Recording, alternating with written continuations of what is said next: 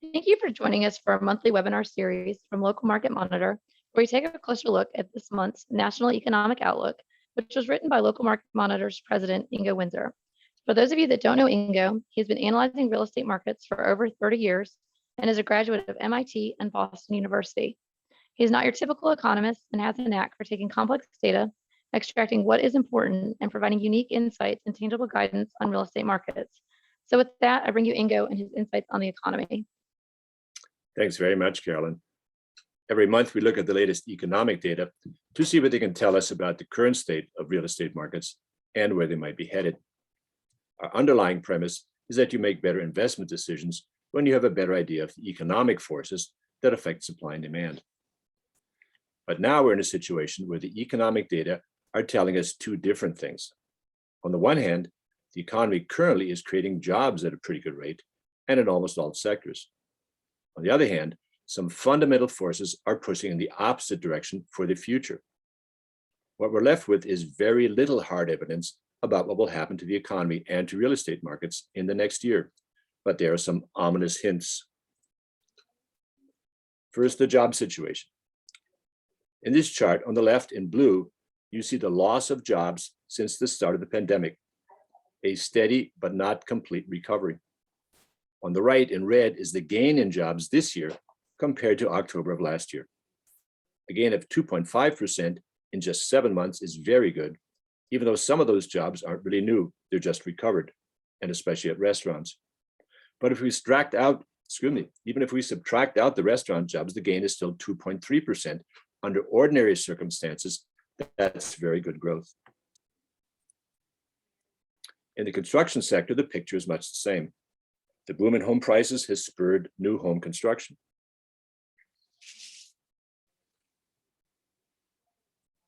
And it's the same in manufacturing, hopefully part of a longer trend towards more production in the US. The finance sector didn't lose many jobs during the pandemic and also currently benefits from the housing boom.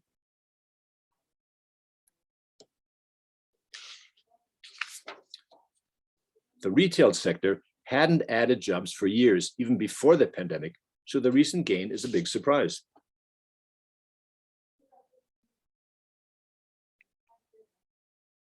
Business services, one of the largest sectors of the economy, already recovered the lost pandemic jobs before the end of 2021. It's on pace to grow more than 3% this year, a very positive sign. In healthcare, however, recent job gains are too small to make up for the pandemic losses.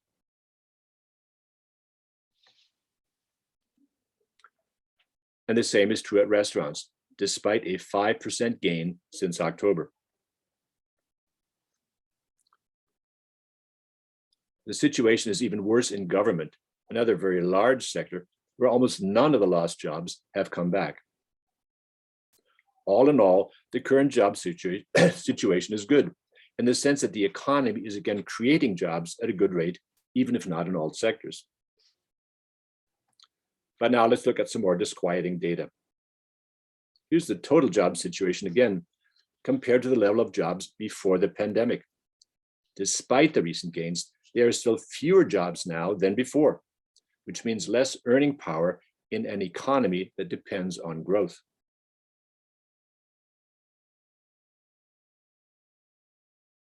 And the money that has kept the economy moving along so far is government money that won't be renewed. Here we see the yearly increase in average income over the past 10 years. It's generally been around 4%. In 2020 and 2021, that jumped to 6 and 7% because of stimulus payments. But 2022 and 23 will be a different story. Not only will the increase drop closer to 4%, as the orange bars suggest, but a good chunk of that has already been eaten up by inflation. There's a good chance that real income gains will be close to zero.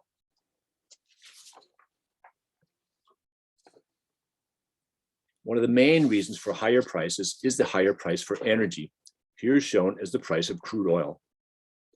The war in Ukraine will keep that price high for years, with ripple effects throughout the world and the US economy. On top of lower earnings and higher prices, the US, for the first time I can remember, is literally not growing. Here's the annual increase in the US population over the last 10 years.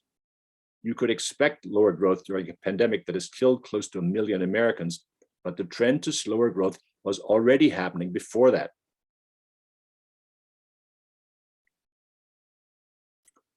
With these negative trends for a growing economy, what would be the fallout for the boom in home prices?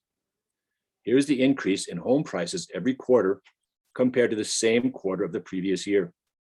In the first quarter of 2022, the average increase was 20%. Regional data show a slight easing in the Northeast, but not in the West, and even bigger increases in Florida. It's difficult to see how such a boom could be sustained even in a rip-roaring economy. But in the current circumstances, I'm pretty sure most of those prices will be coming down again.